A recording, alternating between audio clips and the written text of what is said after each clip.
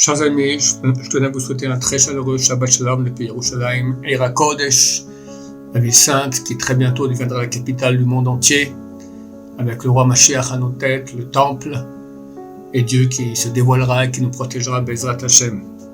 Vous remarquerez que je n'ai pas fait la même introduction que je fais chaque semaine, parce que je pense qu'effectivement cette semaine, si je ne me trompe pas, je ne suis pas prophète, on va vivre des événements les plus grandioses de l'histoire.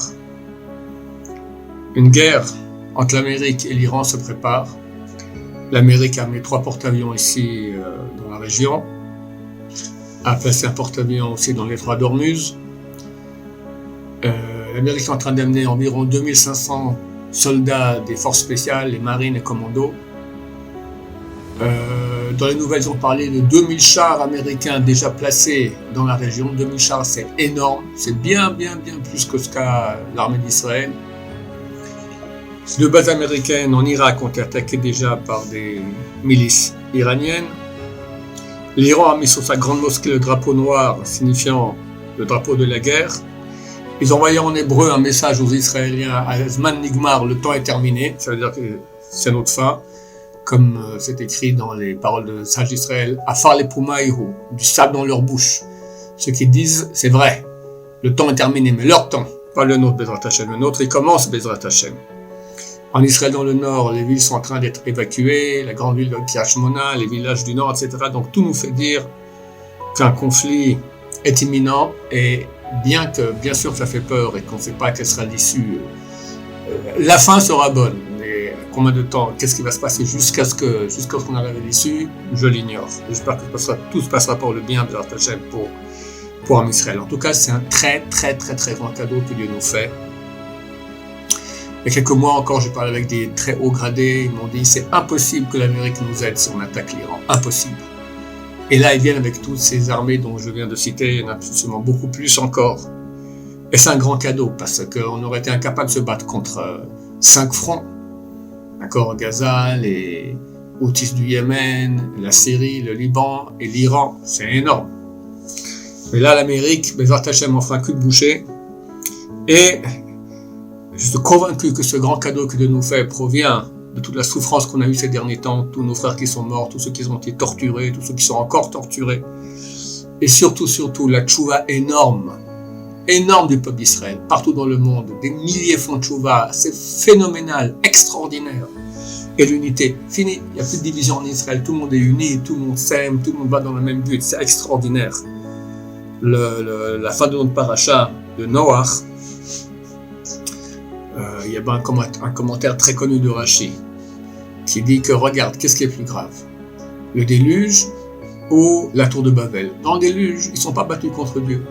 Ils étaient débauchés, ils se volaient l'un l'autre, mais ils ne sont pas battus contre Dieu. Alors qu'à tout de Babel, ils ont fait une tour pour aller se battre contre Dieu. Néanmoins, au beau déluge, ils ont tous été effacés, terminés, ils sont tous morts à part Noach et sa famille. Et lors de la tour de Babel, ils ne sont pas morts, ils les ont juste dispersés. Réponse de Rashi. Bien qu'à l'époque du déluge, ils ne se sont pas battus contre Dieu, mais ils n'étaient pas unis, ils se volaient l'un l'autre, il n'y avait pas d'union. La tour de Babel, ils étaient contre Dieu.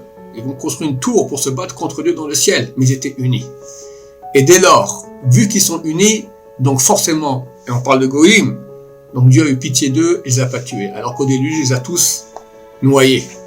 Donc pour nous, c'est un enseignement énorme qui est très actuel, à quel point il faut continuer à être unis, combien il faut prier Hachem, combien il faut faire tchouva, une grande tchouva. La tchouva, c'est ce qui va nous sauver.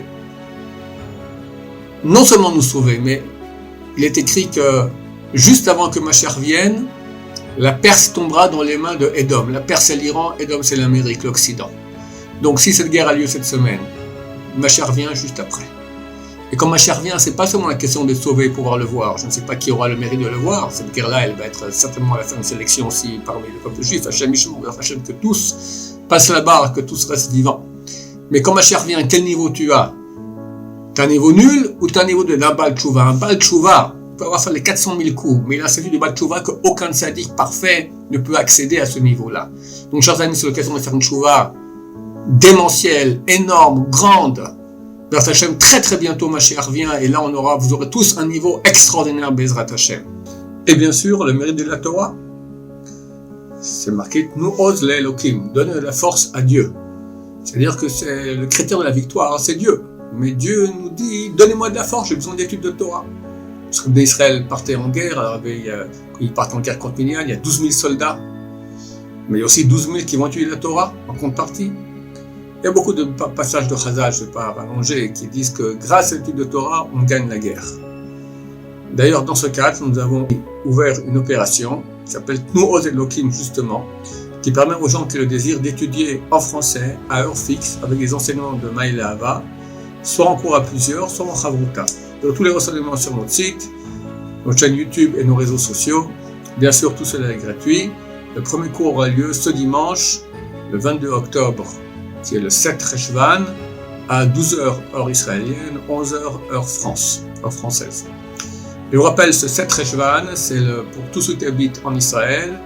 Donc, dès Motzei Shabbat, on change dans la prière, on ne dit plus dans la 8e bracha Bachenu, mais Barech Alenu. Ceux qui se trompent, alors nous avons expliqué tout, dans quel cas, à quel endroit de la Mida on se rappelle, comment on doit faire, c'est super compliqué. Donc, regardez les cours qu'on a fait à ce propos, qui se trouvent tous dans la homepage de notre site. Et donc, dès samedi soir, ça rentre en vigueur, Bezrat Hashem. Et si déjà vous allez sur mon site, ne manquez pas, j'ai fait 5 cours sur l'actualité.